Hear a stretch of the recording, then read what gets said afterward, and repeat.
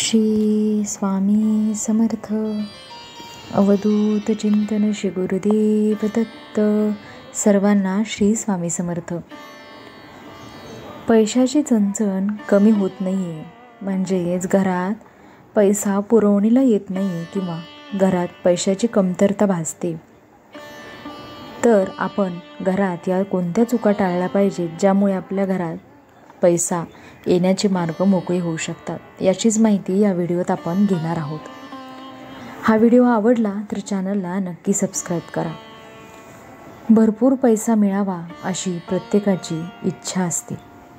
पैसा मिळवण्यासाठी प्रत्येकजण हर तऱ्हेने प्रयत्न करत असतो.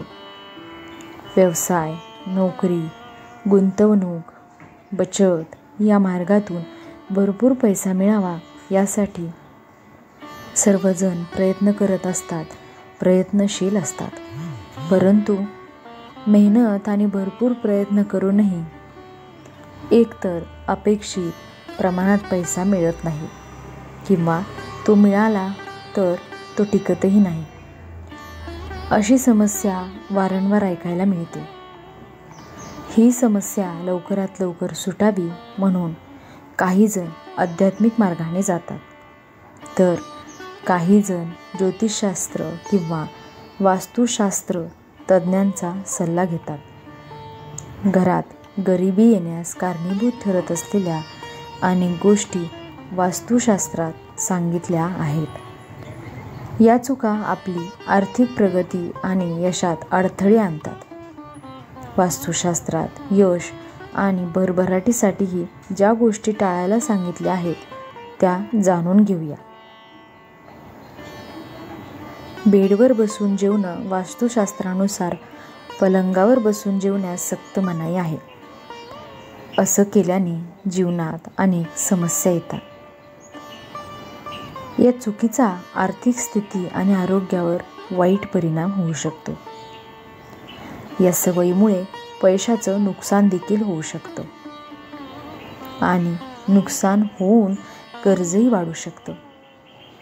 देवघरात समोरासमोर ठेवलेल्या देवाच्या मूर्ती, फोटो वास्तुशास्त्रानुसार देवघरात हे ठेवल्याने घरात कलह निर्माण होऊ शकतो.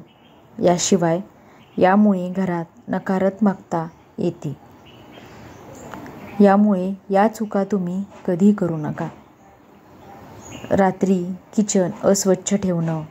अनेक घरामध्ये रात्री जेवणानंतर किचन स्वच्छ केलं जात नाही. अशा चुकीमुळे संपत्तीची देवता म्हणजेच श्री लक्ष्मी संतापते. त्यामुळे आठवणीने तुमचे सर्व घरातले काम झाल्यानंतर रात्रीचे जेवण झाल्यानंतर किचन स्वच्छ नक्की करा आणि भांडीही रात्रीच घासून घ्या. काही महिला जेवणानंतर भांडी किचन कट्ट्यावर तसेच साठवून ठेवतात, ज्यामुळे श्री लक्ष्मी माता संतापते.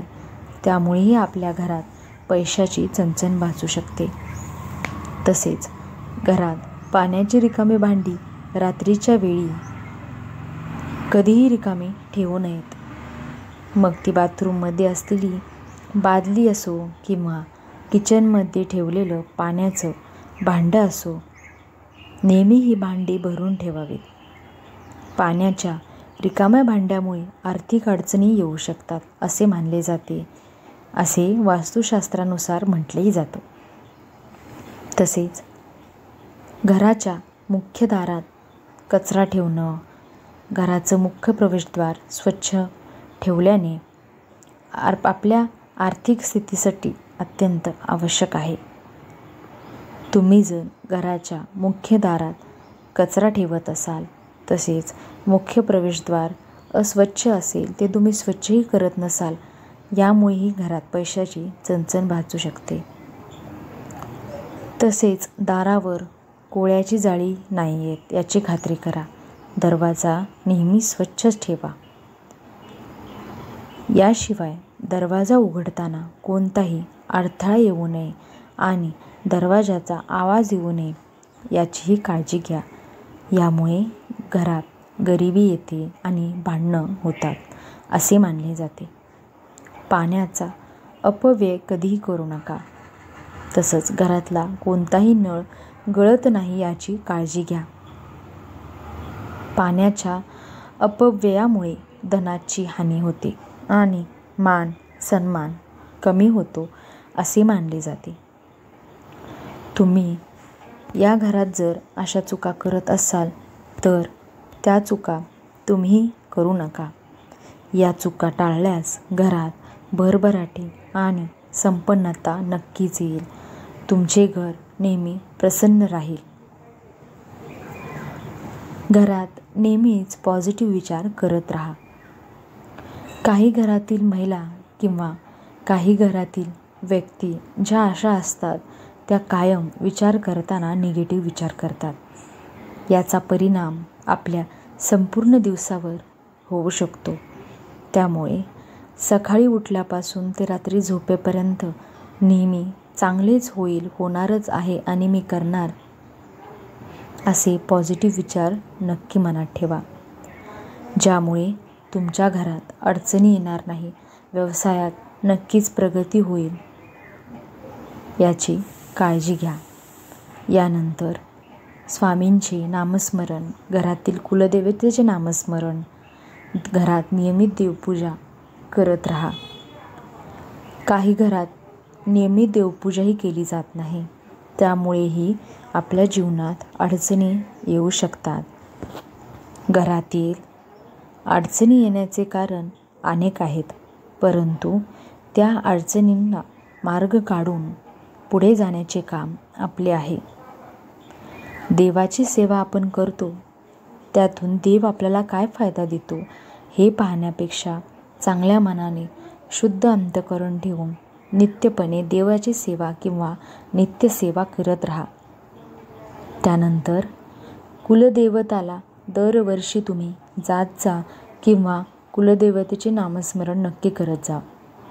कुलदेवतेचे नामस्मरण केल्यानेही आपल्या जीवनात अडथळे येत नाहीत. व्यवसायात तसेच घरातही आपल्या प्रगती होते. पैशाची चणचण भाचत नाही. आपल्या पैशाचे मार्ग नक्कीच मोकळे होतात. त्यामुळे कुलदेवतेचीही वर्षाला एकदा तरी वारी आपण केलीच पाहिजे.